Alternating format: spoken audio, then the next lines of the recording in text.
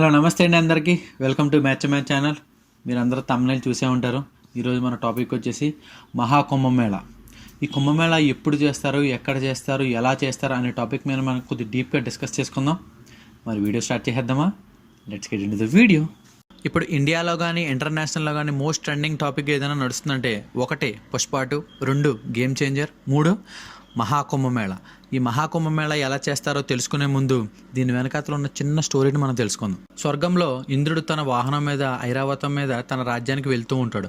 అదే దారిలో దుర్వాస ఋషి అనే ఒక ఆయన అదే దారిలో వెళ్తూ ఉండగా ఇంద్రుడిని చూసి పరవశించిపోయి తన దగ్గర ఉన్న బహుమతి ఒకటి ఇచ్చి వెళ్ళిపోతాడు. అది బహుమతి గురించి తెలియకుండా ఇంద్రుడు కింద పడేసి తన రాజ్యానికి వెళ్ళిపోతాడు. అదే దారిలో వచ్చిన దుర్వాస ఋషి ఆ యొక్క బహుమతిని చూసి కోపంతో ఇంద్రుడి దగ్గరికి వెళ్ళి, నువ్వు ఏ అధికారంతో అయితే, ఏ సిరి సంపదలతో అయితే చూసుకుని ఎంత అహంకారం చూపిస్తున్నావో అవన్నీ నీ దగ్గర నాశనం అయిపోతాయని శపించి అతను వెళ్ళిపోతాడు. అదే కొంతకాలానికి ఇంద్రుడి దగ్గర ఉన్న సిరి సంపదలు, అతని యొక్క బలం అంతా క్షీణించిపోతుంది. ఇదే సమయంలో రాక్షసులందరూ కూడా దేవతల మీద యుద్ధానికి వెళ్ళినప్పుడు ప్రతి యుద్ధం గెలుస్తాడు.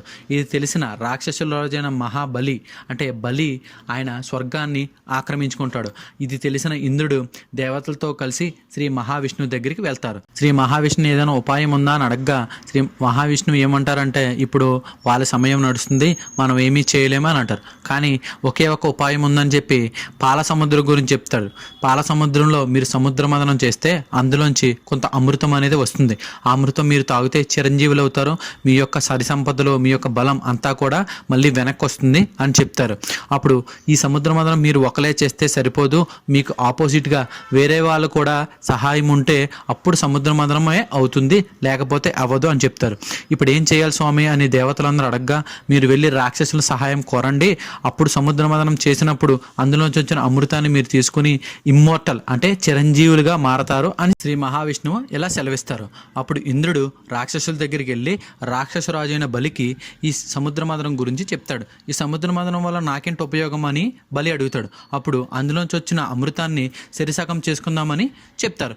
అప్పుడు రాక్షసరాజు అయిన మహాబలి దీనికి ఒప్పుకుంటారు. అప్పుడు వీళ్ళందరూ కూడా సముద్ర మదనానికి సిద్ధమవుతారు. అలాగే ఈ సముద్ర మదనానికి మందార పర్వతం అనే ఒక దాన్ని పెకలించి మందార పర్వతాన్ని ఈ సముద్ర మదనానికి ఉపయోగిస్తారు. అలాగే తాడులాగా వాసుకి అనే ఒక నాగరాజుని ఉపయోగిస్తారు. తలవైపేమో రాక్షసులు, తోకవైపేమో దేవతలు సముద్ర మదనం చేయడానికి సిద్ధమవుతారు. ఈ సముద్ర మదనం సిద్ధమవగానే పర్వతం అనేది సముద్రంలోకి మునిగిపోతూ ఉంటుంది.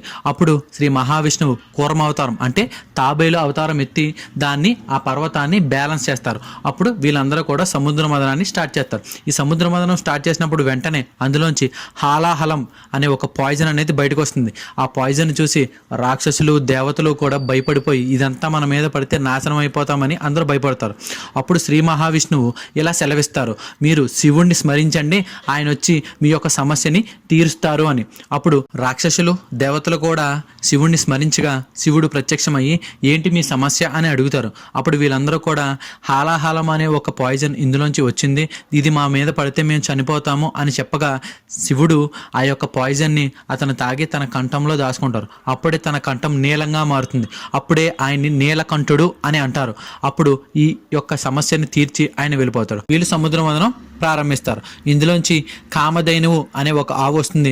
అది ఋషులకి దేవతలు సమర్పిస్తారు. ఇందులోంచి వజ్జయిశ్రవ అనే 8 తలలున్న గుర్రం అనేది బయటకు వస్తుంది. అది రాక్షసుల రాజు అయిన బలి తీసుకుంటాడు. అలాగే తెల్లటి ఐరావతం అంటే ఏనుగు, తెల్లగా ఉన్న ఏనుగు వస్తుంది. అది మన దేవతలకు రాజు అయిన ఇంద్రుడు తీసుకుంటారు. ఇందులోంచే రంభా ఉర్వశులు కూడా పుడతారు. వాళ్ళు స్వర్గాన్ని ఇల్లుగా భావించి స్వర్గానికి వెళ్ళిపోతారు. ఇందులో నుంచే లక్ష్మీదేవి కూడా పుడతారు. ఆ లక్ష్మీదేవి శ్రీ మహావిష్ణువుని పెళ్ళాడి ఆయన్ని భర్తగా స్వీకరిస్తుంది. లాస్ట్కి ఇలా సముద్ర మదనం 1000 సంవత్సరాలు చేస్తారు. అప్పుడు ధనవంతరి అనే ఇద్దరు కొమ్మం పట్టుకుని బయటకు వస్తారు. కొమ్మం అంటే కొండ, ఆ కొండలో అమృతం ఉంటుంది. అప్పుడు శ్రీ మహావిష్ణువు ఇలా చెప్తారు, దీనికి బృహస్పతి, సూర్యుడు, చంద్రుడు, శని వీళ్ళు దీన్ని జాగ్రత్తగా చూసుకోవాలి. ఆ మాట నచ్చని బలి వాళ్ళ మీదకి యుద్ధానికి వెళ్తాడు. యుద్ధానికి వెళ్ళినప్పుడు దేవతల్లో ఈ 4 కూడా పరిగెట్టి ఒక చోట ఆగుతారు. ఒక చోట ఆగినప్పుడు ఒక డ్రాప్ అనేది కింద పడుతుంది. అలాగా అది ప్రయాగ్రాజ్లో పడుతుంది. అలాగే యుద్ధం జరుగుతున్నప్పుడు కొన్ని డ్రాప్స్ కొన్ని నదిలో పడతాయి. ఇలాగా 12 రోజులు యుద్ధం జరుగుతుంది. 12 రోజులు దేవలోకంలో 12 రోజులు అంటే మన యొక్క మానవ లోకంలో 12 సంవత్సరాలనే అర్థం. అలాగా యుద్ధం జరుగుతుంది. యుద్ధం జరిగినప్పుడు నారాయణుడు, శివుడు ఈ యుద్ధాన్ని చూసి ఇది రాక్షసులకి దొరికితే ప్రపంచమంతా నాశనం అవుతుందని చెప్పి శ్రీ మహావిష్ణువు దగ్గరికి వెళ్ళి ఉపాయం గురించి అడుగుతారు. అప్పుడు శ్రీ మహావిష్ణువు ఇలాగా మోహిని అవతారం ఎత్తి రాక్షసుల దగ్గరికి వెళ్తాడు.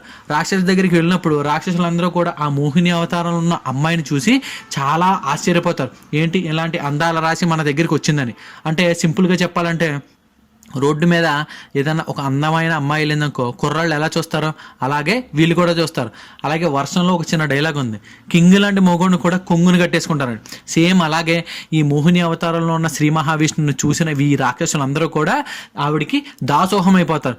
ఎందుకు మీరు ఇలా గొడవ పడుతున్నారని మోహిని అడగ్గా, మేము అమృతం మేము తాగాలి, మేము చిరంజీవులు అవ్వాలని వాళ్ళు చెప్తారు. మీరు ఇలా గొడవ పడకండి, మీ అందరికీ నేను సమానంగా పంచుతానని చెప్పి మోహిని అవతారంలో ఉన్న విష్ణుమూర్తి ఆ యొక్క అమృతాన్ని తీసుకుంటారు. అమృతాన్ని తీసుకోగానే ఆయన మాయలో వీళ్ళందరూ పడిపోతారు. అప్పుడు శ్రీ మహావిష్ణువు మాయ చేసి వీళ్ళందరినీ కళ్ళు తిరిగిలా చేస్తారు. కానీ అందులో స్వరభాను అన్న రాక్షసుడు ఇదంతా మాయ అని తెలుసుకుని దేవత అవతారం ఎత్తి దేవతల వైపు వెళ్ళిపోతాడు.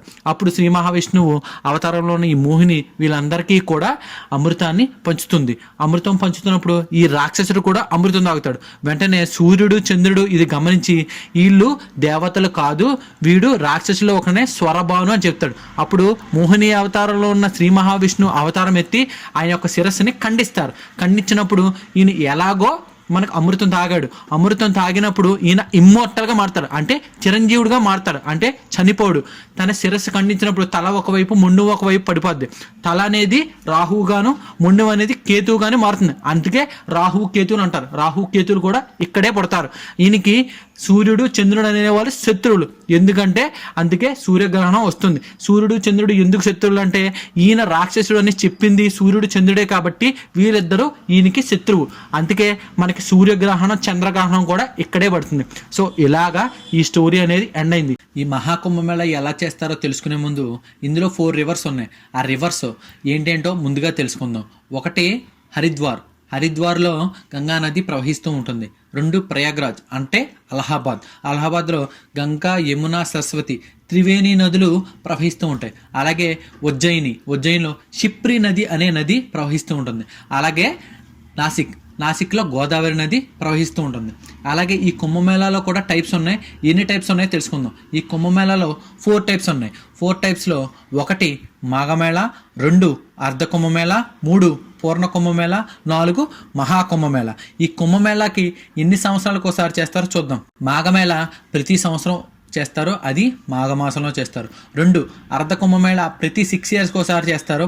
అలాగే పూర్ణ కుంభమేళ ప్రతి 12 ఇయర్స్కి ఒకసారి చేస్తారు. అలాగే మహాకుంభమేళ 144 ఇయర్స్ ఒకసారి చేస్తారు. అసలు ఈ కుంభమేళాలు ఎలా చేసుకుంటున్నారో తెలుసుకుందాం. మనం ఇప్పుడు పర్టికులర్గా మాట్లాడుకుంది మహాకుంభమేళ కాబట్టి ఈ మహాకుంభమేళ ఎలా చేస్తారో వాడి డేట్స్ ఎలా ఫిక్స్ చేస్తారో చూద్దాం. ఇప్పుడు మనకి బృహస్పతి, చంద్రుడు, సూర్యుడు, రాహువు ఈ 4 కూడా అలైన్మెంట్స్ బట్టి దాన్ని బట్టి మనం డేట్ ఫిక్స్ చేస్తాం. సో ఇప్పుడు బృహస్పతి కుంభరాశిలో ఉన్నప్పుడు, సూర్యుడు మేషరాశిలో ఉన్నప్పుడు, చంద్రుడు వృషభ రాశిలో ఉన్నప్పుడు, రాహువు సింహరాశిలో ఉన్నప్పుడు మనకి మహాకుంభమేళ చేస్తారు. ఈ అలైన్మెంట్ అనేది 144 ఇయర్స్కి మాత్రమే అవుతుంది. అందుకని మహాకుంభమేళ 144 ఇయర్స్ చేస్తాం. అలాగే 12 పూర్ణ కుంభమేళాలకి ఒకసారి మహాకుంభమేళ చేస్తాం. మీకు ముందుగా స్టోరీలో చెప్పినట్టే దేవతలకి రాక్షసులకి యుద్ధం 12 రోజులు జరిగింది. ఈ 12 రోజులు అంటే మానవ ప్రకారం 12 సంవత్సరాలు అర్థం. అంటే 12 సంవత్సరాలు దేవతలకి 12 సంవత్సరాలు అంటే 144 సంవత్సరాలు అని అర్థం. అంటే ఒక 12 సంవత్సరాలు దేవతల లోకంలో మనకి 144 సంవత్సరాలు అర్థం. అందుకని 144 సంవత్సరాలకు ఒకసారికి మహాకుంభమేళ చేస్తాం. ఇది దాని వెనకాతలు ఉన్న స్టోరీ. ఈ మహాకుంభమేళ 45 డేస్ చేస్తారు. అంటే జనవరి 13 నుంచి ఫిబ్రవరి 26 వరకు ఈ మహాకుంభమేళ చేస్తారు. ఎందుకు 45 డేస్ చేస్తారంటే మనకి బృహస్పతి, చంద్రుడు, సూర్యుడు, రాహువు యొక్క అలైన్మెంట్స్ అనేవి 45 డేస్ ఉంటాయి. సో అందుకని చెప్పి 45 డేస్ మనం మహాకుంభమేళ చేస్తాము. ఇది దీని వెనకాతలు ఉన్న స్టోరీ. సో ఇక్కడ ఎవరైతే స్నానం చేస్తారో ఈ పర్టికులర్ 45 డేస్లో ఎవరైతే స్నానం చేస్తారో వాళ్ళు తెలియక చేయని తప్పులు తొలగిపోతాయంట. వీళ్ళు కానీ మన పూర్వీకులు కానీ ఎవరైనా తెలియక చేయని తప్పులు ఉంటే తొలగిపోతాయి. అలాగే మీ మీద శని గ్రహం అంటే శని ప్రభావం అనేది ఏమైనా ఉంటే ఇందులో స్నానం చేసినప్పుడు పోతాయంట అని చెప్తున్నారు. ఇక్కడ ఉత్తరప్రదేశ్లో ఆదిత్యానంద్ గారు సీఎం.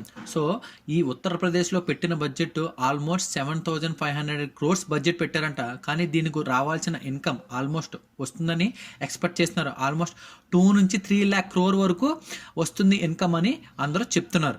సో ఇక్కడ ఆల్మోస్ట్ 50 నుంచి 60 lakh పీపుల్ రోజుకి విజిట్ చేస్తున్నారు. అలాగే ఈ 45 డేస్లో మనం అనుకున్న స్టాట్స్ ప్రకారం ఆల్మోస్ట్ 40 నుంచి 50 crore పీపుల్ వస్తారని చెప్తున్నారు. 400+ రోడ్స్, 30+ బ్రిడ్జెస్, అలాగే 2 lakh టెంట్స్, అలాగే 70,000 LED lights and solar systems, CCTV ఫుటేజ్లు, డ్రోన్స్ చాలా పెట్టారు.